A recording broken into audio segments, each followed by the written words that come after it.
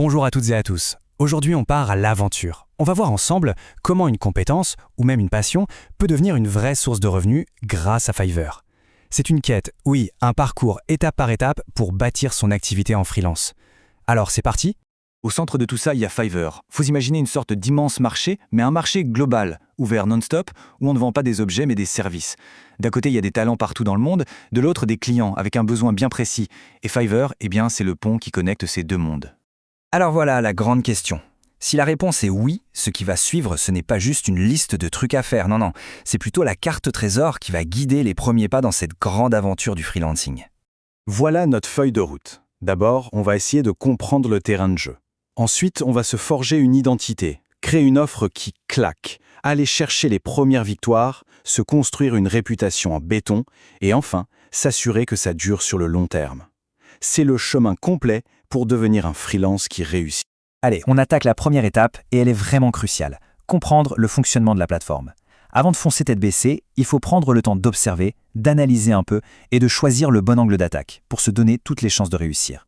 Et ça, c'est la règle d'or, la règle numéro 1, la spécialisation. Sur une plateforme aussi géante, si on est généraliste, on est un peu invisible. Le succès vient quand on choisit un domaine précis, une niche, où son expertise devient une évidence pour le client qui la cherche. Bon, une fois qu'on a sa niche bien en tête, il est temps de se présenter au monde. On passe à la pratique, la création du profil. C'est la vitrine numérique, la carte de visite sur la plateforme. C'est super important. La mécanique de base, franchement, c'est très simple. On se crée un compte, on le valide et on active le mode vendeur. C'est la base, les fondations sur lesquelles on va tout construire. Et puis Fiverr guide assez bien à travers ces premières étapes. Pas de panique. Voilà les 4 piliers d'un profil qui inspire confiance. La photo, elle met un visage sur un service. La bio, elle raconte l'histoire, l'expertise. Les compétences, c'est la liste de ce qu'on sait faire. Et le portfolio, ça le prouve. Tout doit être cohérent pour que la première impression soit la bonne. On arrive maintenant au cœur du réacteur, le jig. Le jig, c'est le service qu'on va vendre, l'offre très concrète. C'est vraiment la pièce maîtresse de toute son activité sur Fiverr. Le titre, c'est l'hameçon. Il doit être hyper compréhensible tout de suite et contenir les mots exacts qu'un client pourrait taper dans la barre de recherche. Là, on ne fait pas de poésie, on va droit au but, on est efficace. Et voilà, un exemple parfait. Je vais créer un logo professionnel en 24 heures. En une seule phrase, on sait tout. Le service, le niveau de qualité, la vitesse. C'est direct, ça parle tout de suite à un client qui est dans l'urgence. C'est exactement ça qu'il faut viser. C'est là que tout se joue, vraiment. Une mauvaise description, ça dit « vous aurez un fichier PNG ». Une description qui convainc, elle dit « vous avez un problème de visibilité ». Ma solution, c'est un logo qui marque les esprits. Le résultat ? Une image de marque plus forte. On ne vend pas juste un service, on vend un résultat. C'est ça la clé. Ah, la stratégie des 3 offres, c'est super malin. Ça permet de parler à différents types de clients avec différents budgets. L'offre de base, elle sert d'appel. L'offre premium, elle maximise la valeur. Et souvent, c'est l'offre standard au milieu qui est la plus choisie. Ça donne de la flexibilité et ça augmente vraiment les chances de vendre. Ok, le profil est prêt, l'offre est bien ficelée, il est temps de se jeter à l'eau pour le défi le plus excitant, aller chercher cette toute première commande. C'est une victoire tellement importante pour la suite. C'est la question que tout le monde se pose à ce stade. Le profil est impeccable, l'offre est prête à être vendue. Et maintenant, on fait quoi ? Comment on fait pour que les clients arrivent ? Comment on lance la machine ? Alors ça, c'est une stratégie qui peut sembler un peu bizarre au début, mais elle est essentielle. Au démarrage, l'objectif principal, ce n'est pas l'argent, c'est la crédibilité.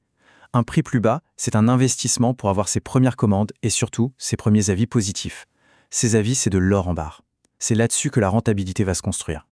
Attendre passivement que ça tombe, ça marche rarement. Il faut être proactif, notamment en allant voir la section « Demande d'acheteurs » où les clients postent leurs besoins.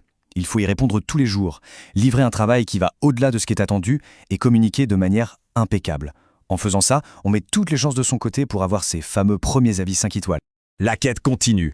Une fois que les premières commandes sont livrées, le nouvel enjeu, c'est de construire une réputation solide, une vraie légende sur la plateforme. Voilà, le symbole du succès sur Fiverr, 5 étoiles. Ce n'est pas qu'une simple note, c'est la monnaie d'échange de la plateforme. C'est ça qui construit la confiance, qui nourrit l'algorithme et qui transforme un débutant en un vendeur de confiance. C'est l'objectif ultime à chaque commande. Le truc à bien comprendre, c'est que les avis ne sont pas juste une note pour faire joli. Ils ont un impact direct sur l'algorithme de Fiverr. Plus on a de bons avis, plus on est mis en avant dans les résultats de recherche. Plus on est visible, plus on a de commandes. C'est un cercle vertueux, il faut absolument le lancer.